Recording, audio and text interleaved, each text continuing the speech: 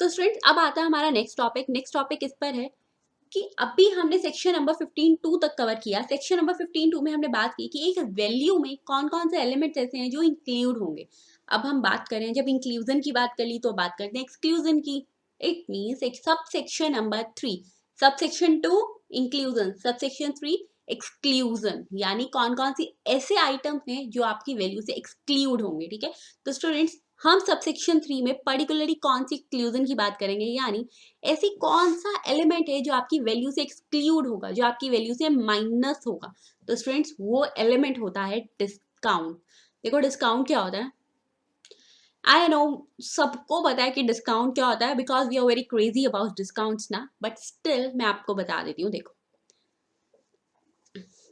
क्या होता है स्टूडेंट, किसी की एमआरपी है, एमआरपी है एक प्रोडक्ट की, फॉर एग्जाम्पल 25,000। तो कई बार सेल चल रही होती है, डिफरेंट डिफरेंट ऑफर्स चल रहे होते हैं। ठीक है, तो उन ऑफर्स में वो क्या करते हैं कि हम आपको 10% का डिस्काउंट दे रहे हैं। डिस्काउंट मतलब होता है कि आपकी इस प्राइस में से, यानी सेलिंग प्राइस, आपकी एमआरपी में से हम उसको माइनस कर देंगे, उतना अमाउंट आपको पे नहीं करना। और स्टूडेंट्स अगर आपने देखा होगा तो कई केसेस पे ये जो डिस्काउंट का अमाउंट होता है ना, ये इनवॉइस में मेंशन होता है और कई में ये मेंशन नहीं होता। कितने कितने तरीके के डिस्काउंट होते हैं, कभी कैश डिस्काउंट मिलता है, कैश डिस्काउंट मीन्स कैश में पेमेंट कर दो हम डिस्काउंट दे देंगे, या फिर आप इतनी क्वांटिटी, आप पर्टिकुलरली इतनी क्वांटिटी उठा रहे हो तो आपको डिस्काउंट मिल जाएगा। या फिर और कैसे मिल सकता है, ट्रेड डिस्काउंट मिल रहा है, नॉर्मल बिजनेस में डिस्काउंट मिल रहा है। अब सारे डिस्काउंट्स हम यहाँ पे कवर करेंगे। देखो discounts are a common phenomenon for businesses. Numerous kinds of discounts are given by the suppliers to their customers, namely trade discount, cash discount, quantity, volume, performance discount, etc. Such discounts are reduced from the sale price of the supply. As I told कि 25,000 में से वो 10% minus हो जाएगा. Since the value of a taxable supply is a transaction value, GST is leviable on the value after deducting the discount. इसने क्या बोला, देखो स्टूडेंट्स, आपको कौन से अमाउंट पर जीएसटी पे करना होता है। सिंपल सी लेमैन लैंग्वेज में बात करें तो जो अमाउंट हमें कस्टमर ने पे किया, एज ए सेलर बात कर रही हूँ, जो अमाउंट मुझे कस्टमर ने पे किया है मैं ऑब्वियसली उसी पर तो जाके जीएसटी पे करूंगी। अब ये तो नहीं है ना कि कस्टमर ने तो मुझे दी है 25,000 रुपए, कस्टमर ने मुझे दिए हैं 25,000 रुपए, आफ्टर डिस्काउंट का प्राइस था 25,000 रुपए, we are talking about in different example, और लेकिन इसकी एमआरपी थी 30,000 रुपए। ठीक है, कस्टमर दे रहा है 25,000, एमआरपी थी 30,000, गवर्नमेंट आके मुझे क्या कहेगी, कोई मतलब नहीं, इनकम बेशक 25,000 की हुई, आपने 30,000 पे जीएसटी दे दो। अरे ऐसे कैसे दे दो, जीएसटी तो हम वैल्यू पर देंगे ना, जितना हमें कस्टमर ने पे किया है। नॉर्मल सिनारियो में डिफरेंट डिफरेंट सिनारियोज आएंगे, मैं सिर्फ एक नॉर्मल सिनारियो की बात कर रही हूँ। तो इसका मतलब जीएसटी किस पर पे होगा, जीएसटी 25,000 पर पे होगा, आफ्टर डिस्काउंटेड प्राइस पे होगा, ना कि इस एमआरपी पर। ठीक है, मैं क्या कहूंगी, मैं किस पे, जब मुझे कस्टमर ने 25,000 दिए हैं तो मैं सिर्फ उस पर ही तो जीएसटी पे करूंगी, वो 5,000 एक्स्ट्रा वाला क्यों करूं मैं, ऐसे तो मेरा लॉस हो जाएगा। बिजनेस लॉस करने के लिए चलाते हो या फिर प्रॉफिट के लिए, प्रॉफिट के लिए। ठीक है, चलो ये थी हमारी नॉर्मल सिनारियो की बात। अब आती है, however not all discounts offered by the supplier to their customers are allowed as a deduction from the value. जरूरी नहीं कि सारे ही डिस्काउंट्स आपको एज डिडक्शन मिले। मैंने बोला था हम बात कर रहे थे अभी तक नॉर्मल सिनारियो की, अब ये है एक्स्ट्रा ऑर्डिनरी सिनारियोज, ये भी हम डिस्कस करेंगे कि कौन से में आपको एक डिडक्शन मिलेगी, कौन से में डिडक्शन नहीं मिलेगी। ठीक है, only such discounts which satisfy the conditions in section 15(3) are allowed as deduction from the value. The essence of conditions prescribed in section 15(3) is that the price as established at the time of supply should form the basis of value. The discounts which do not fulfill the conditions specified in subsection 3 of section 15 are not deductible from the value.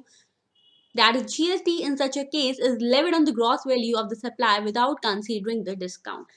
इसका मतलब students क्या है, यहाँ पर क्या बात हुई है कि डिस्काउंट आपको सिर्फ तब मिलेगा, डिस्काउंट की डिडक्शन आपको सिर्फ तब मिलेगी, डिस्काउंट देना सेलर के हाथ में, मेरे हाथ में नहीं है। ठीक है, डिस्काउंट की डिडक्शन तब मिलेगी जीएसटी पे करने के लिए जब कि वो जो डिस्काउंट है वो कौन सी कंडीशंस को सेटिस्फाई कर रहा हो, वो सेक्शन नंबर 15 के सब सेक्शन 3 की कंडीशंस को सेटिस्फाई कर रहा हो। कौन सी सेटिस्फाई कर रहा हो, सब सेक्शन 3 सेक्शन 15 की कंडीशंस को वो सेटिस्फाई कर रहा हो, ओनली इन दैट केस उसको डिस्काउंट की डिडक्शन मिलेगी व्हाइल पेइंग जीएसटी, अदरवाइज नहीं मिलेगी। क्लियर?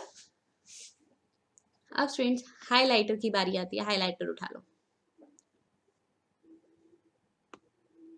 और इस लाइन को मार्क करो, ठीक है? One of the most important line of this concept. The essence of the conditions prescribed in section 15(3) is that the price as established at the time of supply should form the basis of value. और student section 15(3) क्या कह रहा है, उसकी essential, उसकी condition क्या है? मैंने बोला कंडीशन सेटिस्फाई करे हो सेक्शन 15(3) की कंडीशन क्या है कि वैल्यू जिस टाइम पर टाइम ऑफ सप्लाई माना गया, जो कि हमने यूनिट 1 में पढ़ा।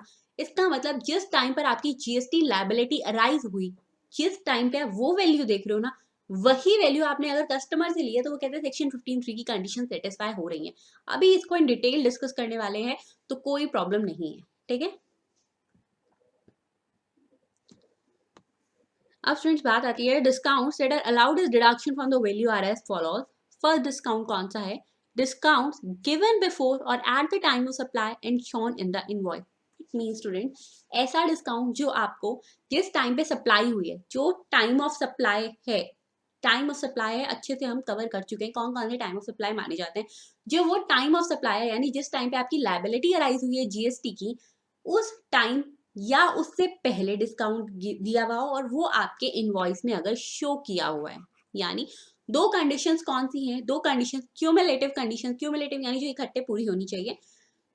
कौन सी क्यूमुलेटिव कंडीशंस है? एक तो जो डिस्काउंट दिया है वो बिफोर और at the time of supply दिया हो, और सेकेंड कंडीशन जो इसकी क्यूमुलेटिवली है कि वो आपके इनवॉइस में शो किया हो, इनवॉइस में शो किया हो कि इतनी एमआरपी थी, इतना इसको डिस्काउंट दिया, इतनी इससे हमने रिसीव करी वैल्यू। क्लियर? एग्जाम्पल देख लेते हैं। Example for such discount can be discounts that are allowed for making the payment at the time of supply itself.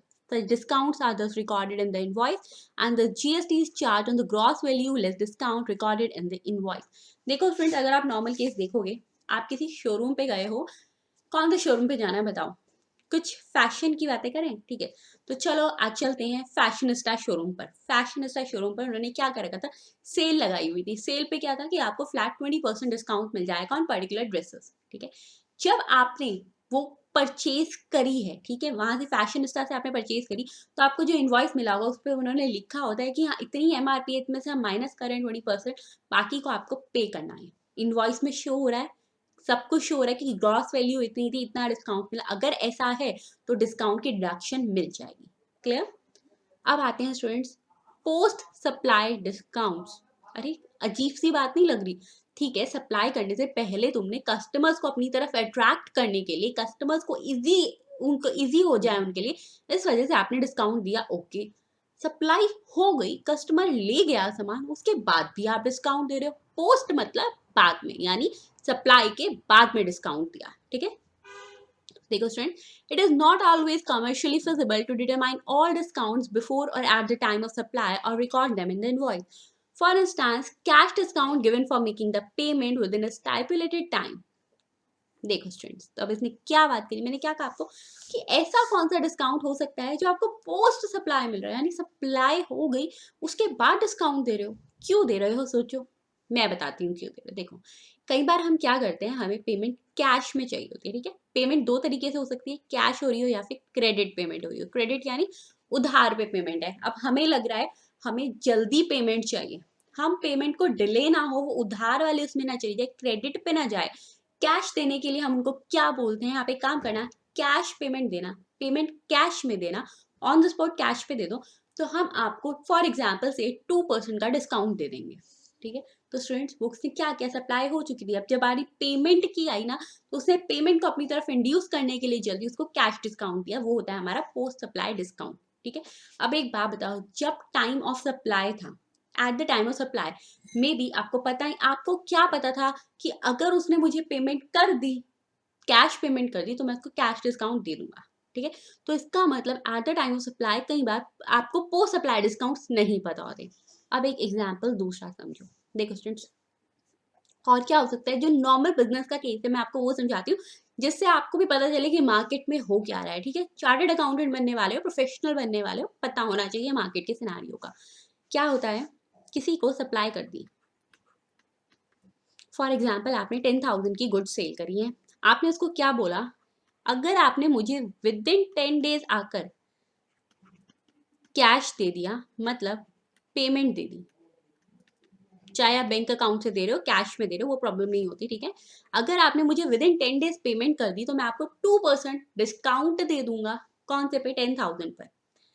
उसको आप बोलोगे कैश डिस्काउंट, उसने बोला अगर आपने 10 days के बाद आके मुझे पेमेंट करी मैं आपको ये डिस्काउंट नहीं दूंगा। अब स्टूडेंट, जिस टाइम पर आपने ये सप्लाई करी, यानी eight the time of supply आपको पता था, आपको कोई श्योरिटी तो नहीं थी ना कि वो 10 दिन में आके मुझे पेमेंट कर ही देगा, तो आप उसके इनवॉइस में तो इसको शो नहीं कर सकते उस टाइम। यही होता है स्टूडेंट्स पोस्ट सप्लाई डिस्काउंट, जो हम अपने इनवॉइस में शो नहीं कर पाते। क्यों नहीं पता होता हमें eight the time of supply? क्योंकि हमें नहीं पता ना कि वो हमें कैश पे पेमेंट कर जाएगा या नहीं करेगा। क्लियर? अब देखो, even though the discount is established before or at the time of supply, the supplier cannot record such discount in the invoice as he does not know if the buyer will make the payment within the stipulated time. देखो, at the time of supply उसने बोल दिया था 10 दिन में payment करी मैं discount दे दूंगा, यानी उसको पता था at the time of supply और before time of supply पता था कि मैं दे दूंगा, लेकिन उसको श्योरिटी नहीं थी ना कि पेमेंट आ जाएगी कैश में विद इन 10 days, तो इसका मतलब वो उसको रिकॉर्ड नहीं कर पाता उस टाइम पे, ठीक है। Likewise, in case of quantity, volume, performance discount, also the supplier is not aware before or at the time of supply as to whether the buyer would purchase the requisite quantity within the stipulated time. Students, एक बात हो गई cash discount की, second आता है quantity discount. Quantity discount में normally आजकल क्या चल रहा है मार्केट में, देखो वो ये बोलते हैं, फॉर एग्जाम्पल एक होलसेलर और रिटेलर की बात करते हैं, ठीक है। होलसेलर रिटेलर की बात करते हैं। होलसेलर ने रिटेलर को ये बोला कि अगर आपने पर्टिकुलरली 1 month में, अगर आपने 1 month में मुझसे टोटल 1 month में, मान लो से मंथ है जनवरी का, ठीक है, तो अगर आपने इस पूरे जनवरी में ना मेरे से 10 लाख का परचेज कर ली, 10 लाख की परचेज कर ली, यानी आपने 10 लाख के गुड्स अगर मेरे से परचेज कर लिए तो मैं आपको क्या दूंगा पूरे मंथ में, चाहे कभी भी करो आप, एक 1 जनवरी आ रहे हो, 3rd को आ रहे हो, 31 जनवरी आ रहे हो, कोई प्रॉब्लम नहीं है। जनवरी के अंदर अंदर पेमेंट अगर हो गई, इतनी पेमेंट अगर अगर परचेज आपने कर ली इतनी, तो मैं आपको क्या कहूंगा, मैं आपको क्या करूंगा, मैं आपको एक्स्ट्रा 10% डिस्काउंट दे दूंगा। अब स्टूडेंट्स एक बात बताओ, जिस टाइम पर वो पीरियोडिकली सप्लाईज कर रहा था, क्या उस टाइम पर उसको पता था कि हाँ ये 10 लाख की परचेज में से कर ही लेगा? नहीं पता था ना। वो कैसा डिस्काउंट हुआ? पोस्ट सप्लाई डिस्काउंट था, उसको भी वो अपनी इनवॉइस में रिकॉर्ड नहीं कर पाएगा उस टाइम, ठीक है। Therefore, in this case also the discount cannot be recorded in the invoice. देखो स्टूडेंट्स यहाँ से पढ़ रहे हैं। Therefore, in this case also the discount can't be recorded in the invoice. In such cases, initially the GST is paid on the gross value indicated in the invoice without considering the discount.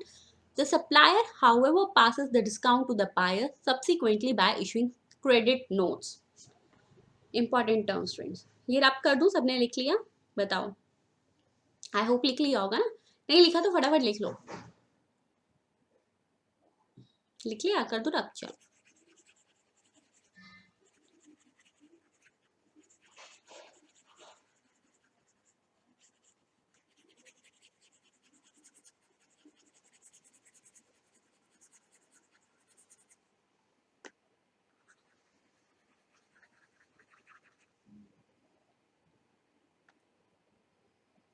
अब देखो friends क्या होता है, देखो scenario देखो, यहां पर उसने स्टूडेंट्स क्या बोला आपको, फॉर एग्जाम्पल हमने बात करी थी, हमने बात करी क्वांटिटी डिस्काउंट की, ठीक है। अब उसने बोला होलसेल रिटेलर को 10,000 की क्वांटिटी अगर आपने ले ली, 10,000 की क्वांटिटी अगर आपने ले ली, फॉर एग्जाम्पल ये बात करें 6 months में, ठीक है, कि अगर आपने 6 महीने में मेरे से 10,000 क्वांटिटी एलईडी टीवी ले ली है, ठीक है, एलईडी टीवी का उसका होलसेल का बिजनेस है, तो मैं आपको एक्स्ट्रा 2% डिस्काउंट दे दूंगा, ठीक है। अब क्या होगा स्टूडेंट्स, जैसे जैसे एक एक महीने में, या जैसे भी वो अगर रेगुलर स्कीम है, कंपोजिशन स्कीम है, कैसा भी वो सप्लायर है, उसने क्या बोला कि जैसे जैसे मेरी इनकम होगी, मेरा टाइम ऑफ सप्लाई राइज होगा, जीएसटी लायबिलिटी बनेगी, उसके सब्सिक्वेंट मंथ में जब भी मेरे जीएसटी रिटर्न फाइल करने की मेरी बारी होगी, मैं तो अपनी जीएसटी रिटर्न जिस वैल्यू पर मैंने सेल किया है, मैंने उस पे उसको दे दिया है, मैंने फाइल कर दी। क्या होगा, ये 2% का डिस्काउंट वो यहाँ तो शो नहीं कर सकता, क्योंकि उसको नहीं पता ना कि पर्टिकुलरली 6 मंथ्स में उसने 10,000 एलईडी लेने हैं या नहीं लेने। तो पहले वो क्या करेगा, पूरी जीएसटी अपना पे कर देगा इसी अमाउंट के हिसाब से, ठीक है।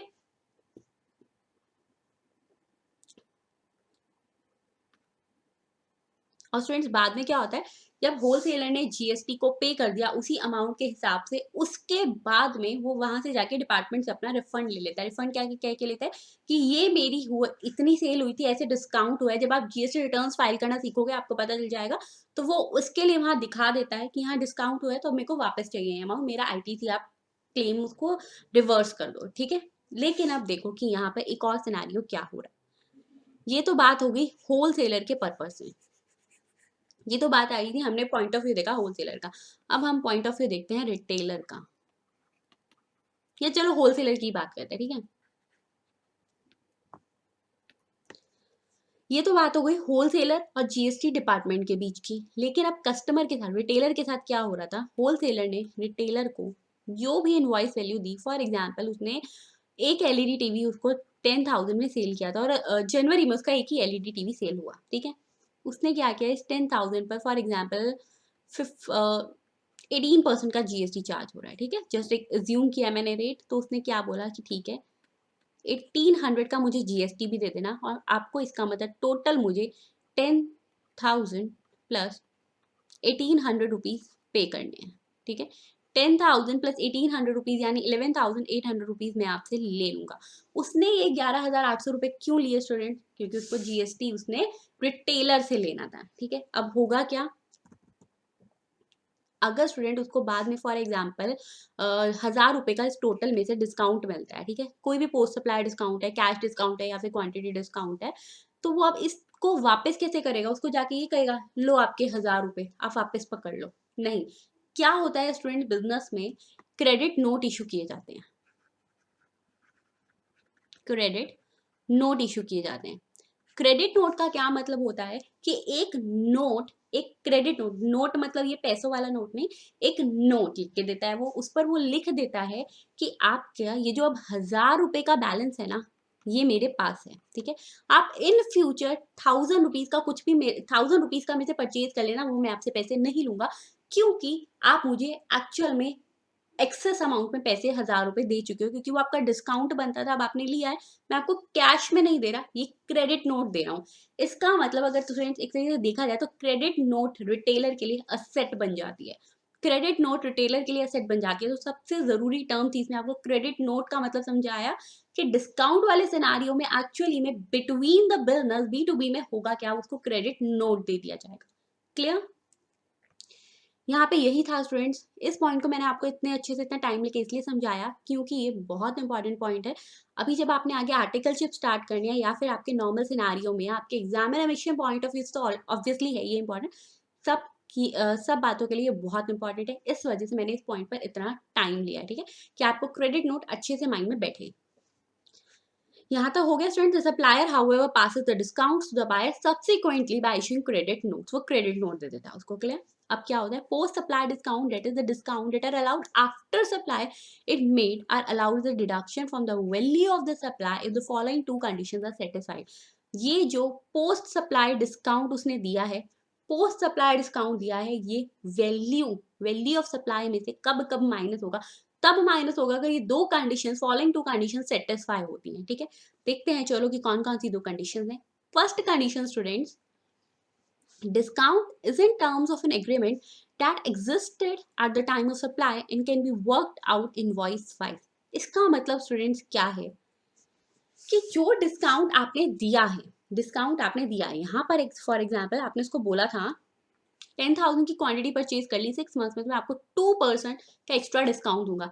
फ्रेंड्स, एक तरीके से होलसेलर ने रिटेलर के साथ एक एग्रीमेंट कर लिया, एग्रीमेंट किया ना कि 10,000 की क्वांटिटी ले लेना 6 महीने में, तो 2% का डिस्काउंट मिल जाएगा। ये जो उसने डिस्काउंट का एग्रीमेंट किया, ये कब करना चाहिए? सब टाइम ऑफ सप्लाई के टाइम पर, ठीक है। यानी जिस टाइम पर टाइम ऑफ सप्लाई, जो टाइम ऑफ सप्लाई है, जिस टाइम सप्लाई हुई, जो टाइम ऑफ सप्लाई माना जाएगा, उस टाइम पर ये डिस्काउंट ऑफ एग्रीमेंट, ये डिस्काउंट ऑफ एग्रीमेंट एग्जिस्ट करता हो, ठीक है।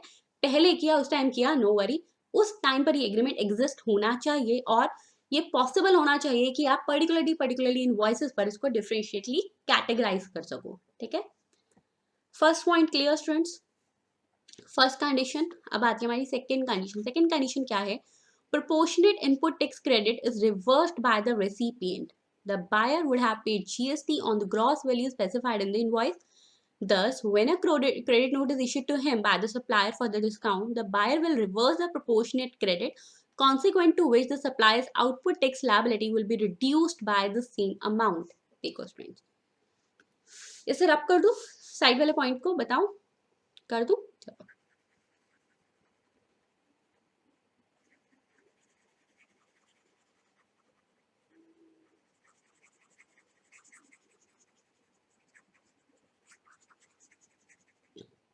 देखो स्टूडेंट्स, एक काम करते हैं, इसको भी ना यहाँ से रब करते हैं, काफी खिचड़ी सी पक गई है ना,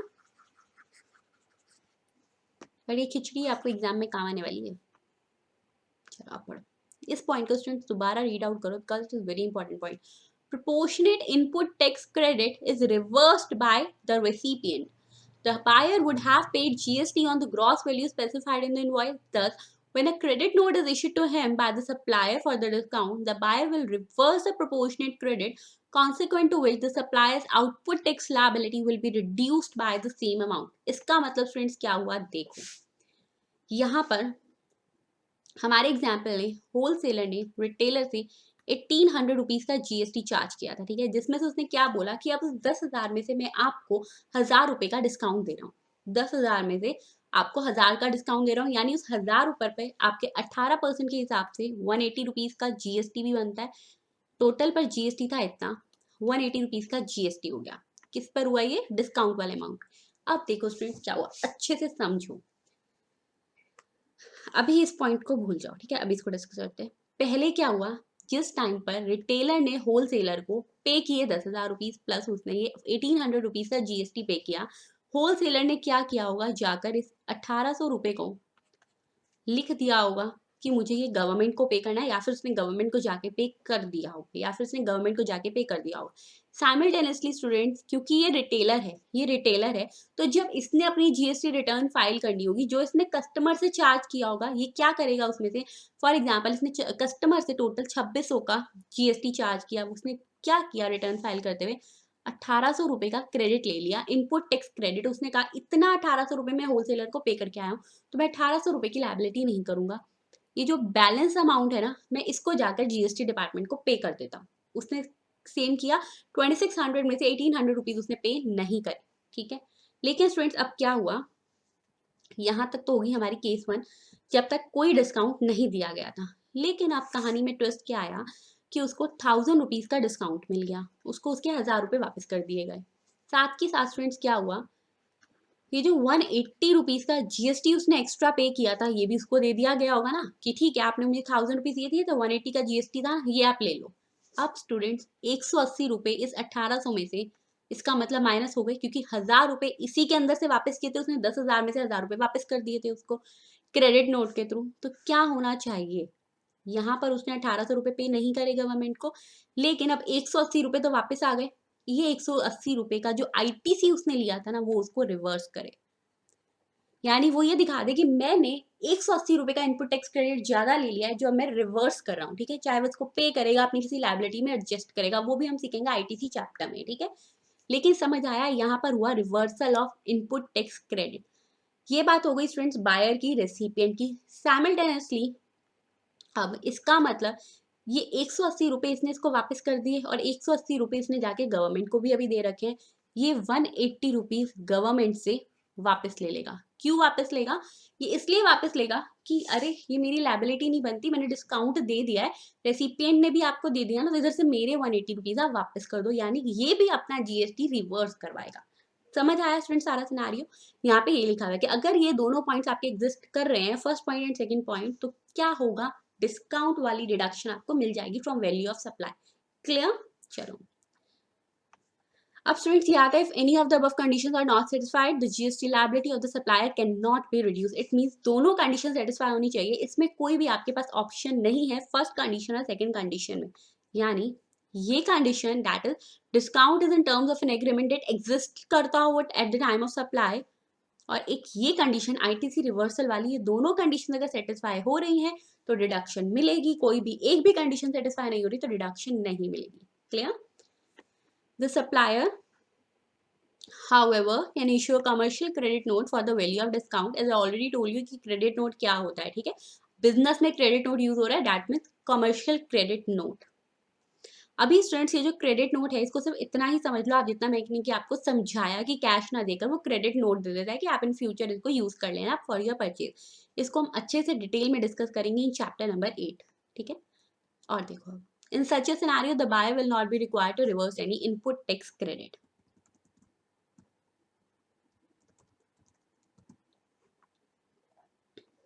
ये देखो इस लाइन को समझो,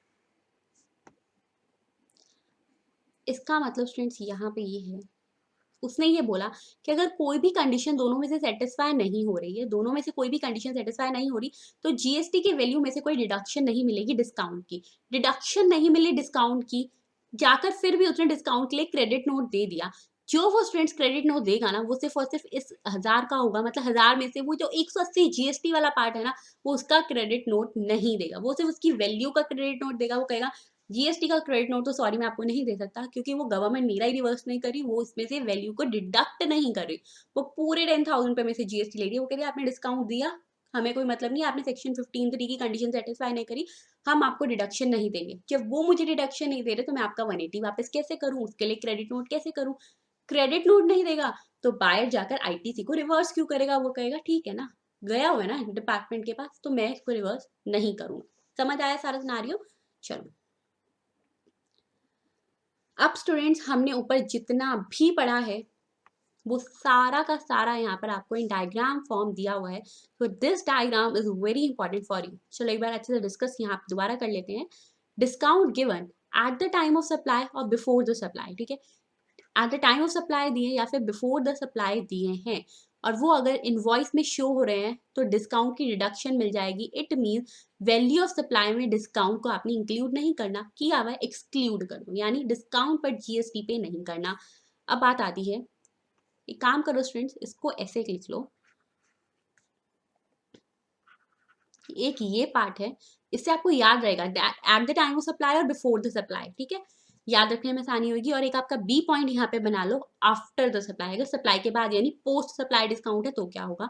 अगर स्टूडेंट्स पोस्ट सप्लाई डिस्काउंट है, पहली कंडीशन क्या पूरी होनी चाहिए? It must be in terms of an agreement that existed eight the time of supply. Second, उसको हम इनवॉइस वाइज लिंक कर सकें। फर्स्ट कंडीशन जो हमने पढ़ी थी उसमें हमने ये दोनों पॉइंट्स पढ़े थे। और उसके बाद सेकंड कंडीशन क्या थी कि आईटीसी रिवर्स कर लिया हो रेसिपिएंट ने। अगर उसने ऐसा किया है स्टूडेंट्स, अगर उसने ऐसा किया है तो डिस्काउंट की वैल्यू, डिस्काउंट इंक्लूड नहीं होगा, एक्सक्लूड होगा। अगर इसमें से एक भी कंडीशन सेटिस्फाई नहीं हो रही तो डिस्काउंट को इंक्लूड करना है in the value of supply, ठीक है? लेकिन स्टूडेंट्स आई रिक्वेस्ट यू, जब आप रिवाइज करोगे इसके बाद, जब आपकी फर्स्ट रिविजन होगी, मैं I am talking about first revision, ठीक है? तो आप यहाँ से डायरेक्टली रिवाइज मत करना, पहले जो हमने टेक्स्ट पढ़ा एग्जाम्पल्स की वहां से रिवाइज करना, फिर चार्ट पर आना। सेकंड रिवीजन में भी आपको रिक्वायरमेंट है वहां से करो, उसके बाद जब आप थर्ड रिवीजन फोर्थ रिवीजन करोगे आप यहाँ सीधा चार्ट से पढ़ो, क्योंकि उस केस में आपके रिवीजन ना फटाफट 15 मिनट्स में पर्टिकुलरली चैप्टर्स की होने वाली है, ठीक है? अब स्टूडेंट्स बात आती है कि हमारे पास कौन कौन से अलग अलग डिस्काउंट्स हैं। सीरियसली बताऊँ ना, ये मेरा one of the most favourite topic है। क्यों? अरे इतने सारे डिस्काउंट्स होते हैं हमारी मार्केट में, हमें यहीं से पता चलता है, ठीक है? Allowability of certain specific types of discounts offered by the supplier is clarified by circular number this GST dated 7th March 2019। 7th March 2019 को एक सर्कुलर आया था एक्सप्लेनेशंस के लिए, क्लैरिफिकेशंस के लिए, और उसमें क्लैरिफिकेशन क्या आई थी कि ये स्पेसिफाइड टाइप ऑफ डिस्काउंट है, इसकी अलाउबिलिटी है, कैसे है, ये सब देखो। फर्स्ट क्या है? फर्स्ट है स्टूडेंट स्टैगर्ड डिस्काउंट्स। सुनिए ये टर्म कभी, बताओ। डिस्काउंट तो सबने लिया है ये वाला, लेकिन मतलब नहीं पता, मतलब हमने नाम नहीं सुना। देखो staggered discount, staggered discount, staggered discount का ना स्टूडेंट ऐसे याद रखना, date by more save more offer, यानी जितना ज्यादा परचेज करोगे उतने ज्यादा आपको ऑफर मिलेंगे, जितना ज्यादा परचेज करोगे ना उतनी ज्यादा आपको डिस्काउंट मिलते जाएंगे, ठीक है। देखो फॉर एग्जाम्पल स्टूडेंट्स, पहले मैं आपको एग्जाम्पल बताती हूँ। हमारे यहाँ पर हरियाणा में बहुत ज्यादा ये नॉर्मल डिस्काउंट है। इसमें क्या बोला जाता है, जब किसी पे सेल लगती है ना तो वो क्या बोलते हैं, 5,000 तक की परचेज करी 10% डिस्काउंट दे देंगे। आपने 11,000 की परचेज करी तो आपका डिस्काउंट 20% हो जाएगा, यानी अगर मैंने ज्यादा परचेज करी तो डिस्काउंट ज्यादा हो रहा है, कम परचेज करी कम डिस्काउंट, ज्यादा परचेज करी ज्यादा डिस्काउंट, यानी स्टैगर्ड डिस्काउंट, ठीक है। देखो in case of staggered discounts, rate of discount increases with increase in purchase volume. For example, you get 10% discount for purchase of above rupees 5,000, 20% discount for purchases above rupees 10,000 and 30% मिल जाएगा अगर अब आप above 20,000 कर रहे हो। Such discounts are shown on the invoice itself. Such discounts are excluded to determine the value of supply. अब student ये जो staggered discounts होते हैं ये क्या होता है, आपकी इनवॉइस में शो होते हैं, हमें सबको पता है। इनवॉइस में शो कर रहे हो ना, डिस्काउंट एक्सक्लूड कर देंगे वैल्यू ऑफ सप्लाई से, ठीक है। अब स्टूडेंट्स आता है पीरियोडिक और ईयर एंडिंग डिस्काउंट्स और वॉल्यूम डिस्काउंट। देखो these discounts are offered by the suppliers to their stockists etc, ठीक है। यानी सप्लायर्स जो उनसे सप्लायर से जो परचेज करते हैं खुद की कंजम्पशन के लिए नहीं बल्कि उनका स्टॉक रखने के लिए, यानी उनको आगे रीसेलिंग के लिए ये डिस्काउंट उनको दिए जाते हैं, ठीक है। For example get additional discount of 1% if you purchase 10,000 pieces in a year. जैसे अभी मैंने आपको ऊपर बताया था, अब वो क्या कह रहा था 10,000 एलईडी ले लेना, तो आई थिंक हमने 2% की बात की थी, 2% डिस्काउंट मिल जाएगा। ये वही डिस्काउंट है इसकी वॉल्यूम डिस्काउंट मिल रहा है, पीरियोडिक ईयर एंडिंग ये वाले डिस्काउंट है, ठीक है। सेक देखो तो क्या कहता है 1% डिस्काउंट मिलेगा 10,000 पीसेज अगर आपने परचेज किए। Get additional discount of 2% if you purchase 15,000 pieces in a year. यानी वो क्या कहता है कि यहाँ 1% मिल रहा है, लेकिन अगर 15,000 आपने ले लिए पीसेज तो 2% का डिस्काउंट भी मिल जाएगा।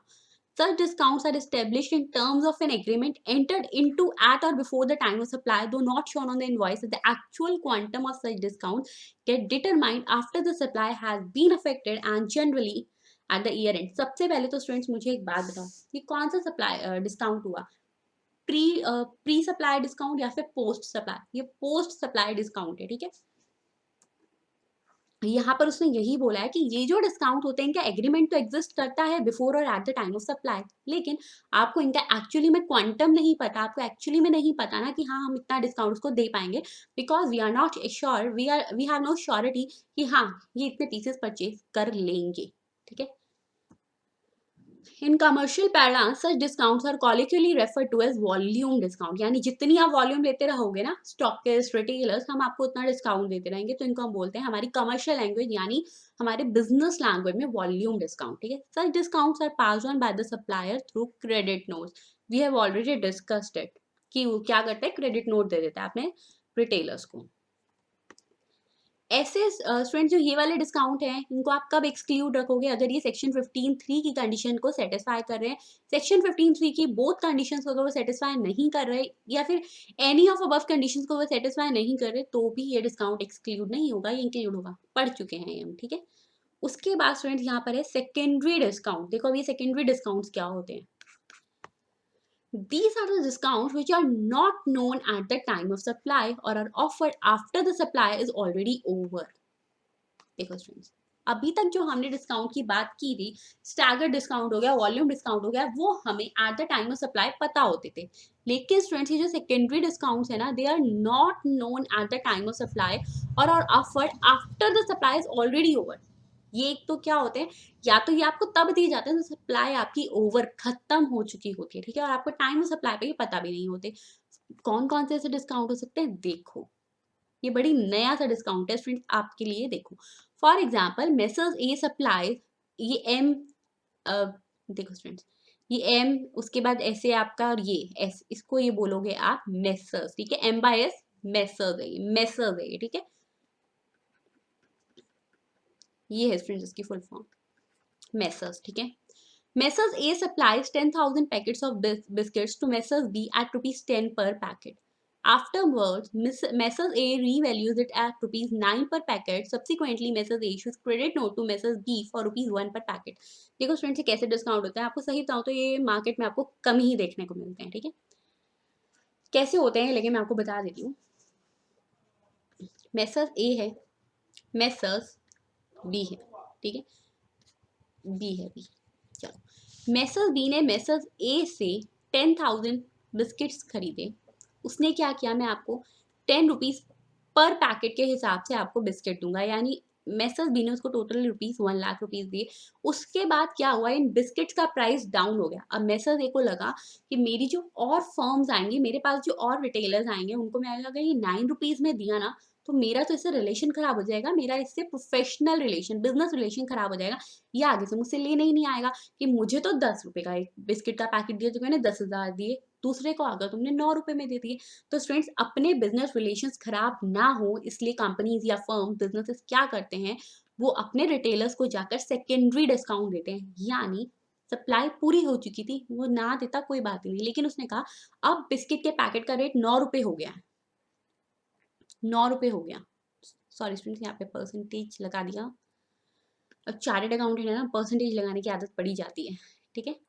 9 रुपीज़ हो गया, तो उसने क्या कहा, आपने मुझे 10 रुपए दिए थे, अब प्राइस 9 रुपए हो गया है, मैं बाकी सबको 9 के हिसाब से दे रहा हूँ। तो एक काम करो, ये 1 रुपया 1 रुपीज़ पर पैकेट आप मुझसे वापस ले लो, यानी उसको जाकर 10,000 रुपीज़, वो कह रहा है 10,000 पैकेट उसने लिए थे, 1 रुपीज़ पर पैकेट के हिसाब से मैं आपको डिस्काउंट दे रहा हूँ, सेकेंडरी डिस्काउंट दे रहा हूँ, आप ये वापस ले लो। अब स्टूडेंट्स, बिजनेस में क्या होगा, जाकर वो अपने बिजनेस रिटेलर को कैश देगा 10,000, नहीं, वो क्या करेगा, 10,000 के लिए उसको क्रेडिट नोट इशू कर देगा। और ये 10,000 क्या है, ये सेकेंडरी डिस्काउंट है, ठीक है। Such secondary discount shall not be excluded while determining the value of supply, as such discounts are not known at the time of supply and the conditions laid down in clause B of subsection 3 of section 15 of the CGST Act are not satisfied। देखो student, यहाँ पर ये discounts क्या आपको पता थे eight the time of existence of agreement of supply? नहीं पता थे, टाइम ऑफ सप्लाई पे नहीं पता थे ना आपको। तो क्या होगा, इसने 15(3) की कंडीशन को सेटिस्फाई नहीं किया। पोस्ट सप्लाई डिस्काउंट है तो सिर्फ तब एक्सक्लूजन मिलती जब ये 15(3) की कंडीशन को सेटिस्फाई करता। ये सेटिस्फाई नहीं कर रहा तो यहाँ पर ये एक्सक्लूड नहीं होगा, ये वैल्यू में इंक्लूड रहेगा, ठीक है। अब देखो, it may be noted that financial और commercial credit notes can be issued by the supplier even if the conditions mentioned in clause B of section 3 of section 15 of the CGST act are not satisfied. देखो, अगर section 15(3) की condition satisfy नहीं भी हो रही तो भी students क्या होगा, क्रेडिट नोट तो इशू करेगा ही ना, क्योंकि क्रेडिट नोट उसने इशू कर दिया। लेकिन अब क्या होगा, आईटीसी रिवर्सल नहीं होगा, कंडीशंस फुलफिल नहीं होगी, तो जीएसटी में से एक्सक्लूजन नहीं मिलेगी आपको डिस्काउंट वाली वैल्यू की। लेकिन हाँ, आपस में उसने उस पर्टिकुलरली अमाउंट के लिए उसको क्रेडिट नोट वो इशू कर सकता है क्योंकि उसने उसको सेकेंडरी डिस्काउंट दिया, ठीक है। अब ये देखो स्टूडेंट, एग्जाम्पल गिवन है यहाँ पे कुछ examples of discount deductible from value of supply. First क्या है, royal biscuit company gives a discount of 30% on the list price to its distributor. Thus, for a carton of spice biscuit in the invoice, the list price is mentioned as rupees 200, on which discount of 30% is given to arrive at the final price of rupees 140. The value is rupees 140 as the discount is allowed at the time of supply and shown in the invoice. क्या हो रहा है, royal biscuit company क्या करती है, अपने business में अपने रिटेलर्स को उसने ये बोला, अपने डिस्ट्रीब्यूटर्स को जो आगे जाके कस्टमर्स को डिस्ट्रीब्यूट करेंगे, उन्होंने कहा हम आपको 30% का डिस्काउंट दे देते हैं। किस पर, 200 रुपए पर। 200 रुपए हमारा लिस्ट प्राइस है, यानी लिस्ट प्राइस है, उस पर आपको 30% का डिस्काउंट देते हैं, यानी ये आपको सिर्फ 140 रुपए का पड़ेगा बिस्किट। अब एक बात बताओ स्टूडेंट्स, ये कौन से वाला डिस्काउंट है, ये तो बिफोर और at the time of supply वाला डिस्काउंट है, इनवॉइस में शो हो रहा है, तो इसकी डिडक्शन मिल जाएगी। क्लियर, यानी 60 रुपीज पे उसको कोई जीएसटी पे नहीं करना होगा, वो डिस्काउंट की डिडक्शन मिल जाएगी। अब आते हैं हमारे पास पोस्ट सप्लाई डिस्काउंट। देखो स्टूडेंट्स, क्या है, अब ये जो एग्जांपल है ना, ये पोस्ट सप्लाई डिस्काउंट का है। देखो, the agreement of Raju electrical appliances with its dealer is that purchase of rice cookers over 1,000 pieces in the Diwali month will entitle them to discount of 5% per cooker। उसने क्या बोला कि अगर आपने Diwali month में 1,000 पीसेस के ऊपर परचेज कर ली तो आपको पर कुकर 5% का डिस्काउंट दिया जाएगा। यानी पोस्ट सप्लाई डिस्काउंट है, सप्लाई तो हो चुकी है। उसने कहा अगर ऐसा किया तो आपको 5% का डिस्काउंट मिल जाएगा। Therefore, the quantum of discount can be determined only at the end of Diwali month. However, since the agreement relating to discount was in existence at the time of supply and the discount can be worked out for each invoice, क्योंकि उसने बोला है कि हम पर cooker दे रहे हैं, such post supply discount will be allowed as a deduction from the value of supply of rice cookers. होगा क्या, क्रेडिट नोट इशू कर देंगे, रिवर्सल होगा आईटीसी का, वही सब होगा। ये आप पहला एक बार पढ़ लेना, we have already discuss several times, ठीक है। ये थर्ड एग्जांपल है स्टूडेंट्स, इसमें क्या है, एक पीबीपीएल है। PBPL means pink and blue private limited, यानी ये कंपनी की बात हो रही है, प्राइवेट। चलो ये स्टूडेंट्स आपके कोर्स से थोड़ी सी हटके बात है, but as a chartered accountant, as a professional you must know it, तो मैं आपको बता देती हूँ। कंपनीज हमारे पास ना स्टूडेंट्स दो तरीके की होती हैं, एक होती है लिमिटेड और एक होती है प्राइवेट लिमिटेड। तो ध्यान रखना स्टूडेंट, जब भी किसी कंपनी के साथ वर्ड लगा होगा लिमिटेड, इट मीन्स वो कंपनी पब्लिक कंपनी है, ठीक है। और अगर किसी कंपनी के साथ वर्ड्स लगे हैं प्राइवेट लिमिटेड, इट मीन्स वो प्राइवेट कंपनी है। स्टूडेंट्स कहाँ कंफ्यूज होते हैं, लिमिटेड लिखा होता है वो सोचते हैं लिमिटेड है ना, कुछ लिखा नहीं, हम प्राइवेट मान लेते हैं। नहीं, लिमिटेड लिखा है, इट मीन्स वो पब्लिक लिमिटेड है। वो पब्लिक लिखते नहीं है, लेकिन इट मीन्स वो पब्लिक कंपनी है, ठीक है। वैसे स्टूडेंट्स आप ये बात लिमिटेड की, प्राइवेट लिमिटेड की सब लॉ में पढ़ोगे, लेकिन यहाँ पर आई तो मुझे लगा मुझे आपको बता देना चाहिए, ठीक है। चलो, Pink and Blue Private Limited means that a private company sold goods to Orange Private Limited on 15 January at rupees 50,000 exclusive of taxes and discount and charged rupees 9,000 as IGST at 18%. क्या किया, 50,000 का सामान उसने cell किया, 9,000 उसने उससे ITC sorry IGST उसने charge किया, जीएसटी चार्ज किया उसने, इंटरस्टेट सप्लाई है तो इसलिए आईजीएसटी चार्ज हो गया। The terms of supply stipulated that discount at 2% will be given to OPL if it makes the payment within 1 month of the supply। उसने क्या बोला कि अगर आपने एक महीने में मुझे पेमेंट दे दी, पीबीपीएल ने बोला ओपीएल को, अगर आपने मुझे एक महीने में पेमेंट दे दी ना, तो मैं आपको डिस्काउंट दूंगा 2% का, यानी पोस्ट सप्लाई डिस्काउंट है, ठीक है। OPL avails the input tax credit of rupees 9,000 in the month of January and makes the payment for the goods on 10th February। अब क्या किया OPL ने, 9,000 का जो उसने इनपुट टैक्स क्रेडिट ले लिया while filing his GST return, ठीक है। पेमेंट कब करी स्टूडेंट्स, उसने पेमेंट करी है 10th February को, सप्लाई कब हुई थी 15 जनवरी को, विद इन 1 मंथ करनी थी, इसका मतलब उसने विद इन 1 मंथ कर दी। अब क्या होगा, जब उसने विद इन 1 मंथ कर दी, यानी अब PBPL is liable to make cash make post supply discount, ठीक है। तो अब पीबीपीएल ने क्या किया, उसको डिस्काउंट दिया। डिस्काउंट कैसे दिया, उसने उसको क्रेडिट नोट इशू कर दिया फॉर 1180, यानी 1,000 rupees for value of discount, और इस पर जो उसने 180 रुपए का आईजीएसटी चार्ज किया था। आफ्टर रिसीविंग क्रेडिट नोट, ओपीएल क्या करेगा, अपने 180 रुपीज का जो उसने आईटीसी लिया था उसको रिवर्स कर देगा। और स्टूडेंट साथ में क्या हो जाएगा, PBPL can reduce the GST liability for the month of February by rupees 180, क्योंकि उसने 180 अब उसको वापस कर दिया है। उसने जाकर अब पेमेंट ओपीएल ने भी रिवर्सल ले लिया है, तो पीबीपीएल की लायबिलिटी रिड्यूस हो जाएगी, कम हो जाएगी। हमने बहुत अच्छे से डिस्कस किया था हमारे एग्जाम्पल में, ठीक है। चलो ये स्टूडेंट्स आगे यही प्रश्न है, 1 मिनट, चलो मैं आपको बता देती हूँ। तो ओपीएल को अब कितना पे करना है, 57,820, यानी 50,000 प्लस 9,000 माइनस कर लेगा वो 1,000 और माइनस कर देगा 180 टू पीबीपीएल ऑन 10th February, ठीक है। अब आते हैं स्टूडेंट, एग्जाम्पल है ये नॉन डिडक्टेबल डिस्काउंट के, यानी ऐसे डिस्काउंट जिसकी आपको डिडक्शन नहीं मिलेगी, जिसकी आपको एक्सक्लूजन नहीं मिलेगी। कब नहीं मिल रही होगी, क्योंकि या तो हो सकता है ये सेक्शन 15(3) की कंडीशन को सेटिस्फाई ना कर रहे हो, ठीक है, या हो सकता है कि कोई और कंडीशन है जो सेटिस्फाई ना कर रही हो, which we have already discussed. First example, in the above example, if the terms of supply did not provide for discount at 2% for payment within 1 month, but PBPL offers a discount to OPL at the time of payment, after negotiation, the discount will not allowed as a deduction from the value। देखो students क्या हुआ, PBPL ने, नाम बड़े interesting है companies के, PBPL OPL को discount, तो पीबीपीएल ने ओपीएल को कोई डिस्काउंट नहीं देना था, लेकिन अब क्या हुआ, ओपीएल उसको पेमेंट नहीं कर रहा था, तो पीबीपीएल ओपीएल के पास गया कि एक काम करो, कुछ नेगोशिएशन करते हैं, मैं आपको आपकी पेमेंट से अब 2% का डिस्काउंट दे देता हूँ, बाकी की पेमेंट आप मुझे दे दो, यानी 2% उसने डिस्काउंट दे दिया। लेकिन स्टूडेंट्स क्या ये डिस्काउंट उसको eight the time of supply पता था, नहीं पता था। इसका मतलब उसने सेक्शन 15(3) की कंडीशन को सेटिस्फाई नहीं किया, तो इसके लिए कोई डिडक्शन नहीं मिलेगी, ठीक है। ये पूरा केस एक बार आप रीड कर लेना, आपको समझ आ जाएगा। अब है students second example, a company announces turnover discounts after reviewing dealer performance during the year. The discounts are based on performance slab and are given as cashback. अब क्या हुआ, एक कंपनी ने क्या किया, मोटिवेट करने के लिए अपने डीलर्स को उसने ये बोला कि जिस डीलर की परफॉर्मेंस मुझे अच्छी लग रही है ना, मैं उसको डिस्काउंट दे रहा हूँ, ठीक है, टर्नओवर पे आपकी पर्टिकुलरली आपको डिस्काउंट मिल रहा है। क्या जिस टाइम पर उन्होंने सप्लाई की थी गुड्स की, उस टाइम पर ये एग्रीमेंट एग्जिस्ट कर रहा था? उस टाइम पर उन्होंने बोला था कि इतना अगर आपने कर लिया तो हम आपको वॉल्यूम डिस्काउंट देंगे? नहीं बोला। इसका मतलब सेक्शन 15(3) की कंडीशन सेटिस्फाई ही नहीं करी। सेटिस्फाई नहीं करी तो आपको एक्सक्लूजन नहीं मिलेगी। क्लियर?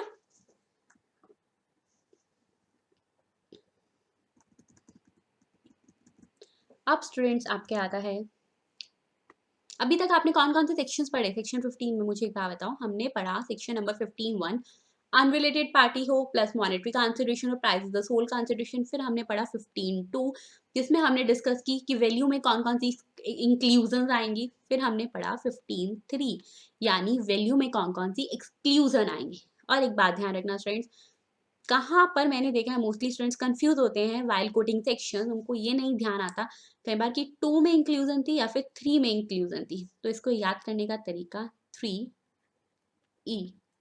3 और ई को अगर हम देखें तो ये बहुत हद तक स्टूडेंट्स सिमिलर दिखते हैं। इनफैक्ट मैं एक बात बताती हूँ, अगर किसी ने ना, कईयों की हैंडराइटिंग भी ना मैंने ऐसी सी देखी है, ठीक है, वो ऐसे भी लिखते हैं, को ऐसे करके याद कर लेना बिकॉज हमें पर्टिकुलरली याद रखना है। तो यानी 3 और ये जो बहुत बहुत सिमिलर दिख रहे हैं ना, तो इसका मतलब 3 में ई फॉर एक्सक्लूजन का बने। ठीक है, 15(1) पढ़ लिया, 15(2) पढ़ लिया, 15(3) पढ़ लिया, तो 15(4) और 15(5) भी पढ़ ही लेते हैं ना। ठीक है, तो अब आया हमारा सेक्शन नंबर 15(4) और 15(5). इसमें हम क्या पढ़ेंगे स्टूडेंट कि अगर supplies where value can not be determined in the section 15(1) and they are notified supply, यानी अगर कोई ऐसी सप्लाई हो रही है जिसकी हम वैल्यू नहीं निकाल पा रहे हमारे 15(1) के अकॉर्डिंग और नोटिफाइड सप्लाई है, तो वो कहाँ पे कवर होगी? सब सेक्शन 4 और सब सेक्शन 5 में। देखो Section 15(4) lays down that where subsection 1 is not applicable, that is if the transaction is with a related party. 15(1) में पढ़ा, हमने पढ़ा अनरिलेटेड पार्टी, लेकिन अब अगर ट्रांजेक्शन हो रही है रिलेटेड पार्टी के साथ या फिर जो प्राइस है वो सोल कंसिडरेशन नहीं है, तो then the value will be determined in the manner as prescribed which neither stipulated in the rules for valuation. सबसे पहले तो स्टूडेंट्स एक बात देखो, इसका मतलब ये कैसी सप्लाईज हैं?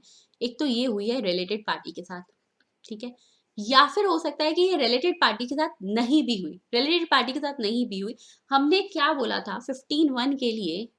Unrelated party plus monetary consideration, price is the sole consideration, दोनों कंडीशंस क्यूमुलेटिवली सेटिस्फाई होती हैं। यानी मान लो अब इसमें से कोई भी एक कंडीशन सेटिस्फाई नहीं हुई, रिलेटेड पार्टी है या फिर प्राइस सोल कंसिडरेशन नहीं है। प्राइस सोल कंसिडरेशन नहीं है मतलब 10,000 देने थे, उसने क्या बोला बायर ने, 5,000 रुपए तो आप मेरे से ले लो, 5,000 रुपए तो ले लो, मेरे पास ना बाकी के 5,000 रुपए नहीं है। एक काम करता हूँ, मैं 5,000 रुपए के लिए ना, आप फॉर एग्जाम्पल कोई अकाउंटेंट है, ठीक है, उसने कहा आपके ना ये अकाउंट्स अच्छे नहीं बने हुए, मैं एक काम करता हूँ ना, मैं आपके अकाउंट्स को ढंग से मेंटेन कर देता हूँ। यानी 5,000 रुपए तो उसने प्राइस दिया, 5,000 रुपए का उसने उसके लिए कुछ वर्क कर दिया, यानी यहाँ पर प्राइस सोल कंसिडरेशन नहीं है।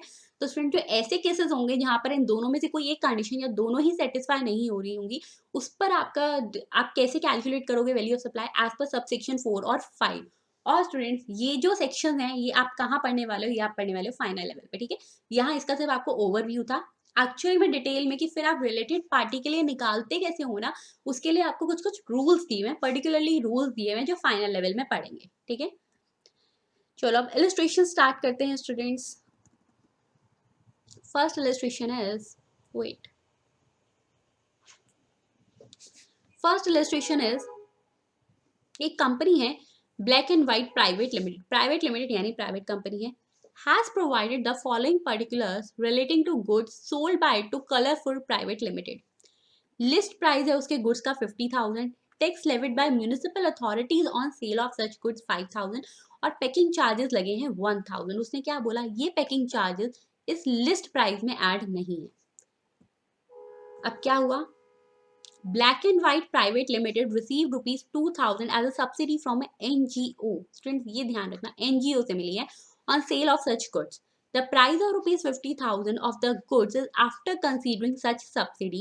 Black and White Limited offers 2% discount on the list price of the goods which is recorded in the invoice for the goods. Determine the value of taxable supply made by Black and White Private Limited. देखो students, I am hoping मतलब personally I seriously want कि आप ये question खुद से solve कर पाओ, क्योंकि हम इतने अच्छे से चैप्टर कर चुके हैं ना कि आपको ये क्वेश्चन सॉल्व आपका अच्छे से होना चाहिए। ठीक है, अब आपने क्या करना है, देखो क्लास को अभी की अभी पोज कर लेना, क्लास को करना है पोज। इस क्वेश्चन को विदाउट वॉचिंग द आंसर आपको खुद से सॉल्व करके देखना है। ठीक है, और उसके बाद अब मैं इस आंसर को आपको सॉल्व भी करवा रही हूँ, आपको अपने आंसर को यहाँ से मैच करना है। ठीक है, लेकिन खुद से एक बार सॉल्व करके जरूर देखना है। अब देखो यहाँ पर क्या हुआ। सबसे पहले बात आई, लिस्ट प्राइस कितना है गुड्स का, 50,000। अब है कि tax levied by municipal authority. हमने क्या बोला था स्टूडेंट्स, हमने सेक्शन नंबर 15(2) में बात की थी इंक्लूजन वाले में, कि अगर कोई भी टैक्स पे किया है, कोई भी टैक्स पे किया है उन गुड्स पर, उन पर्टिकुलरली सप्लाई पर, तो वो टैक्स, इसमें कोई टैक्स है, फीस है, सेस है, लेवी है, सब इसमें ऐड बैक होगा, ऐड होगा। लेकिन कौन सा ऐड नहीं होगा, अगर वो जीएसटी है या फिर वो टीसीएस वाली कंडीशन है। ठीक है, यहाँ पे कुछ भी है नहीं, यहाँ पर है म्यूनिसिपल टैक्स, तो वो ऐड हो जाएगा। फर्स्ट क्लियर है, ऐड होगा। उसके बाद स्टूडेंट्स उन्होंने बोला कि जो पैकिंग चार्जेस है ना, ये अबव प्राइस में इंक्लूड नहीं है, तो अगेन एज पर सेक्शन 15(2) ये भी ऐड हो जाएंगे। ठीक है, तो ये देखो यहाँ पर उसने इसे यहाँ पे क्लॉजेस की बात की है, क्लॉजेस नहीं याद हो तो छोड़ देना, सेक्शन 15(2) भी लिख दोगे, क्वाइट इनफ, पैकिंग चार्जेस। फिर उसने हमने क्या बात की थी इंक्लूजन में ही, कि अगर कोई सब्सिडी मिली है तो वो ऐड होगी वैल्यू ऑफ सप्लाई में, एक्सेप्ट अगर वो सब्सिडी मिली है सेंट्रल गवर्नमेंट या स्टेट गवर्नमेंट से तो ऐड नहीं होगी। सब्सिडी किससे मिली है, एनजीओ से मिली है। इसका मतलब NGO means non government body, NGO का मतलब होता है नॉन गवर्नमेंट ऑर्गेनाइजेशन। गवर्नमेंट से नहीं मिली ना, तो ये भी ऐड होगी, यानी 2000। यानी स्टूडेंट्स लिस्ट प्राइस है 50,000 प्लस टैक्स ऐड किया 5,000, म्यूनिसिपल टैक्स 1,000 इन 2,000 इसमें ऐड किया, यानी टोटल अभी तक वैल्यू आ गई इसकी 58,000। अब उसने क्या बोला कि उसको 2% का उसने डिस्काउंट दिया है। ये डिस्काउंट उसने इनवॉइस में रिकॉर्ड किया, इनवॉइस में रिकॉर्ड किया, और ये डिस्काउंट टाइम ऑफ सप्लाई के टाइम पर पता भी था। इसका मतलब सेक्शन 15(3) की कंडीशन भी सेटिस्फाई हो रही है। कंडीशंस कौन सी हैं इसमें, कि इनवॉइस में भी रिकॉर्ड किया है प्लस टाइम ऑफ सप्लाई पे उसको पता भी था, तो इसका मतलब ये यहाँ से एक्सक्लूड हो जाएगी। 58,000 माइनस 1,000 इट मीन्स 57,000। अब एक बात ध्यान रखना, इंपॉर्टेंट पॉइंट हियर इज कि ये 1,000 आया कैसे। तो आप ये देखो स्टूडेंट्स, उसने क्या बोला था, ये वर्ड्स आपको अच्छे से ध्यान रखना है, क्योंकि यहीं पे मार्क्स मिलेंगे और यहीं पे मार्क्स कटते हैं। ठीक है, उसने बोला कि वो डिस्काउंट ऑफर कर रहा है on list price, discount offer कर रहा है ऑन लिस्ट प्राइस, और लिस्ट प्राइस कितना था, लिस्ट प्राइस था 50,000। यानी सिर्फ और सिर्फ उस 50,000 पर उसने डिस्काउंट आपको ऑफर किया, तो 50,000 इंटू 2% को माइनस करोगे, ना कि 58,000 को। इसका 2% नहीं लेना, सिर्फ और सिर्फ लिस्ट प्राइस का 2% लेना है। ठीक है, तो value of taxable supply comes to 57,000। Clear है ये आपको। चलो अब आते हैं students illustration number 2। And I hope कि जिसने भी मेरी बात मानी थी, क्वेश्चन को खुद से सॉल्व करके देखा था, तो उसका ये क्वेश्चन 100% सही हुआ होगा। ठीक है, अब आती है इलस्ट्रेशन नंबर 2 क्या है। समृद्धि advertisers conceptualized and designed the advertising campaign for a new product launched by New Moon Private Limited for a consideration of ₹5 lakh. इसका मतलब समृद्धि एडवर्टाइजर्स ने क्या किया, एक एड डिजाइन करी है, किसके लिए, न्यू मून प्राइवेट लिमिटेड के लिए। इसका मतलब उन्होंने अपनी सर्विसेज प्रोवाइड करी है, सर्विसेज प्रोवाइड करी है। ठीक है, एड डिजाइन करना, सर्विस प्रोवाइड करी है। कंसिडरेशन था 5 lakh rupees. Samriddhi Advertisers owed ₹20,000 to one of its vendors in relation to the advertising service provided by it to New Moon Private Limited. यहाँ पे बात क्या हुई, इसका मतलब उसने थर्ड पार्टी से कुछ कॉन्ट्रैक्ट कर रखा है, एग्रीमेंट कर रखा है। क्या किया उसने, 20,000 रुपए की कुछ उसने वेंडर से सर्विसेज ली है न्यू मून प्राइवेट लिमिटेड को सर्विसेज देने के लिए। ठीक है, आई होप थर्ड पार्टीज के सबके माइंड में स्ट्राइक कर गया होगा। Such liability of Samriddhi Advertisers was discharged by New Moon Private Limited.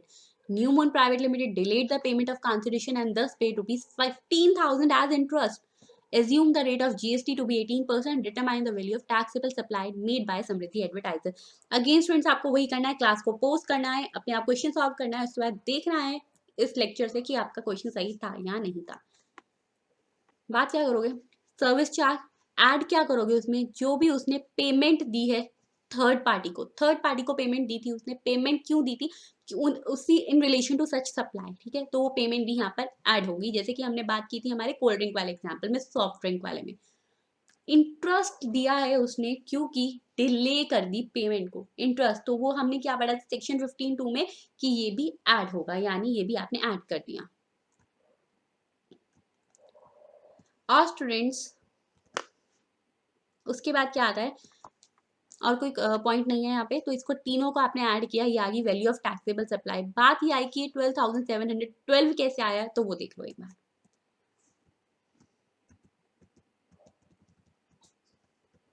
एक मिनट स्टूडेंट्स, ये देखो